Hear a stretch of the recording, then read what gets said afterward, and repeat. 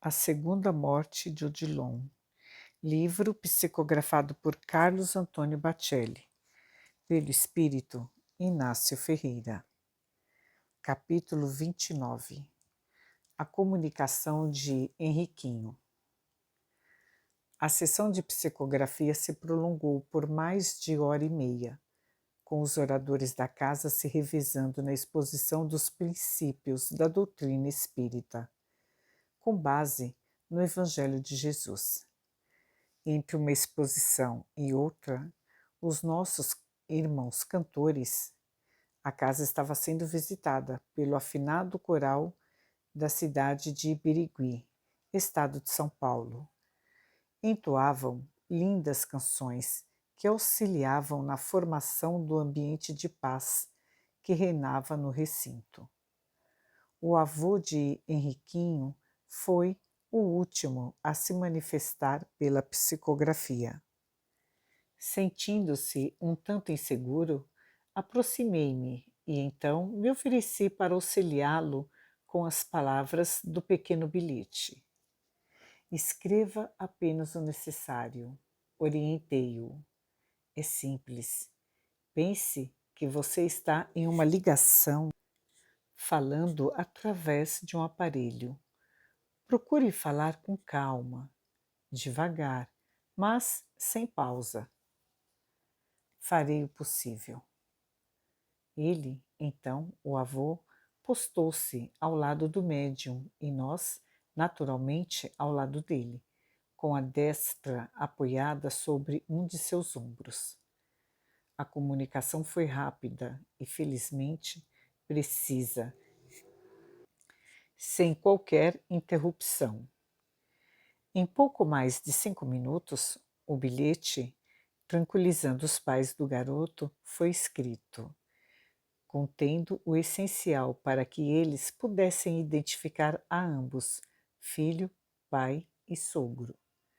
A mensagem foi lida e entregue aos genitores emocionados, acompanhada de pequena gravação em CD, para, posteriormente, facilitar o seu entendimento, já que, com a rapidez com que são vazadas, algumas palavras perdem em clareza em sua grafia. Notamos que todos os presentes haviam se confortado com a página na qual, através de seu avô, Henriquinho dera notícias iniciais de seu estado na vida de além-túmulo. Missão cumprida, disse eu. Muito obrigado, senhor, respondeu-me igualmente o emocionado interlocutor. Espero poder voltar mais vezes. Quem sabe, não é? A casa está sempre de portas abertas a todos os que por ela procuram. Uma casa do Cristo não permanece de portas fechadas à necessidade alheia. Contudo, precisamos considerar que, das dezenas de presentes na reunião de hoje, apenas 7 puderam escrever pelo médium. Doutor, uma pergunta. Pois não.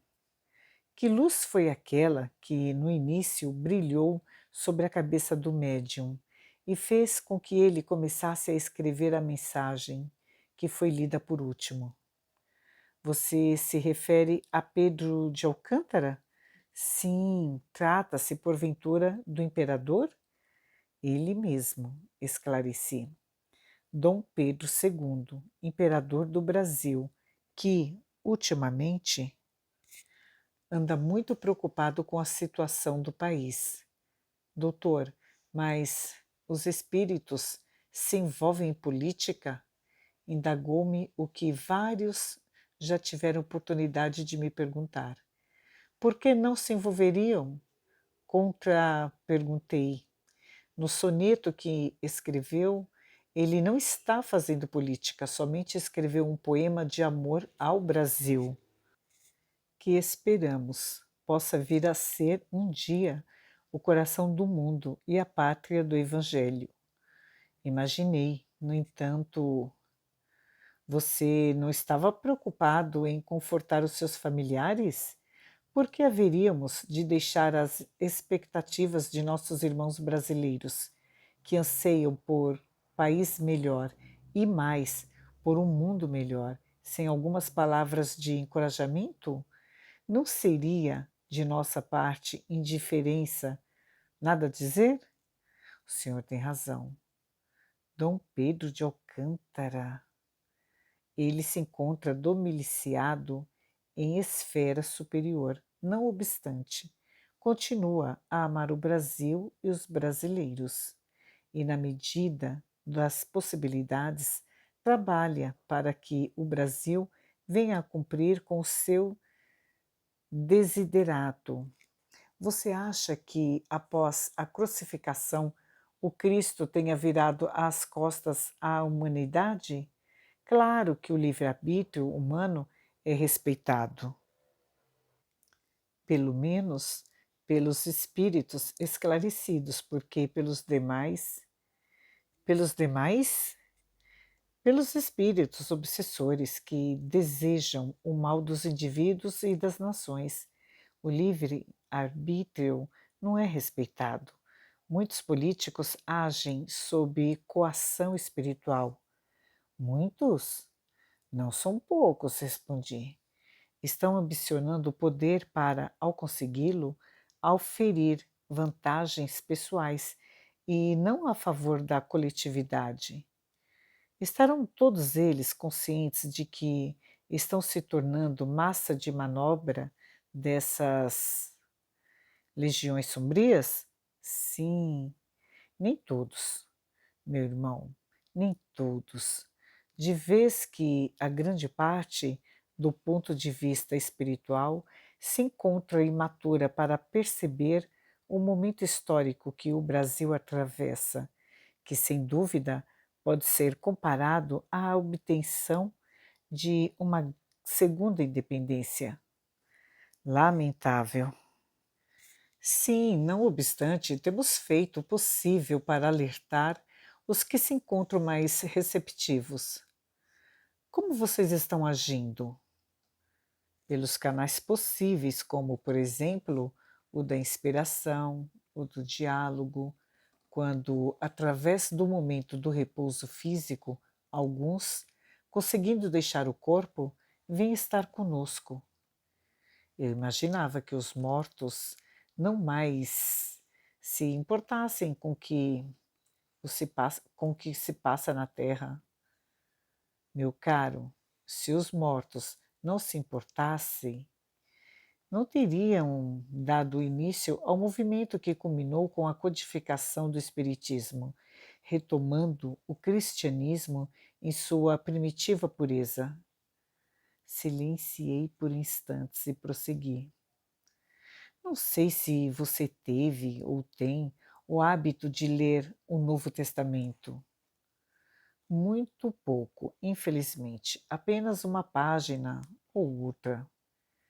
Em suas anotações, explanei, o evangelista Lucas teve oportunidade de anotar algo interessante. Os fariseus, incomodados com a palavra dos discípulos de Jesus, pediram que ele os fizesse calar. Em resposta, no capítulo 19, versículo 40, o Senhor lhes respondeu: Digo-vos que, se estes se calarem, as próprias pedras clamarão. E foi o que aconteceu, e o que está acontecendo.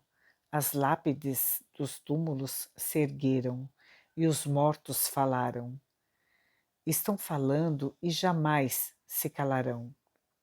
Depois de ficar reflexivo, o avô de Henriquinho indagou: Doutor, onde poderei estudar mais e saber mais do que eu sempre soube? Estou vendo que a vida é mais infinita que supunha que pudesse ser. Sinceramente, estou me sentindo um nada. Descubra, respondi, o mundo espiritual no qual agora você e seu neto e diversos outros de seus familiares e amigos se encontram. Você já morreu muitas vezes, meu irmão. Será que não se recorda de uma das dezenas de vezes que já esteve encarnado? Doutor, sinceramente, estas duas palavras, reencarnação e desencarnação, para mim são novas e apenas elas mudam todas as minhas concepções existenciais. Nesta hora, Domingas se aproximou e disse que a reunião estava sendo finalizada e que quase todos estavam se retirando do recinto. Alguma recomendação, doutor? Inquiriu-me. Todos estão bem? Sim, felizmente, respondi. Então, vocês se encarreguem de ultimar providências, até que o centro seja fechado, porque eu necessito me ausentar. Não esperem por mim, seguirei mais tarde. Vai precisar de ajuda? Inquiriu-me com um certo zelo. Não, não se preocupe. O senhor irá passar no sanatório? Não, não vou. Passarei pelo Pedro e Paulo, mas logo estarei de volta.